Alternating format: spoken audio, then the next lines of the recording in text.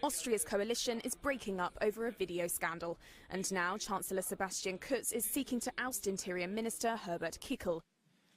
Kickle's far-right coalition partner also threatening to quit the teetering government if he does.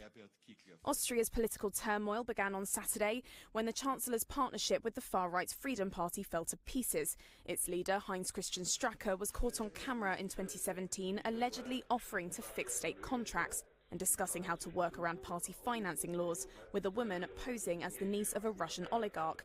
Reuters' Francois Murphy in Vienna.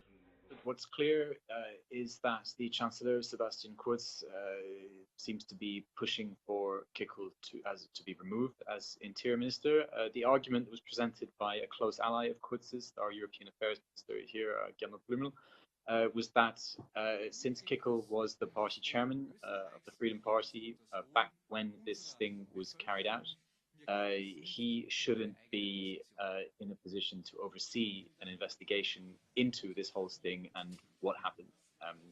Now, the response from Kickl has been that that has nothing to do with it, and what's really at stake here is that Kurz is trying to make a power grab before the election.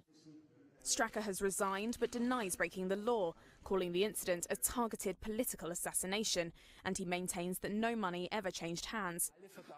But Kurz has announced a thorough investigation into the sting, all of this ahead of a snap election that's expected to be called for September. We know very little about who was behind this. We simply know that it was published by two German media on Friday evening. And they say they don't know who is actually behind this video. So we have very little information to go on. What's interesting is that this was filmed in the summer of 2017, which is before the election that brought these two parties to power. So that raises a very important question, which is who would hold on to something like this for almost 2 years and why?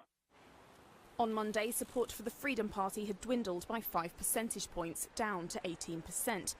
Kurz has urged voters not to support the far right or left in this week's European Parliament elections, one among many efforts from mainstream European parties trying to curb the rise of populist and nationalist forces.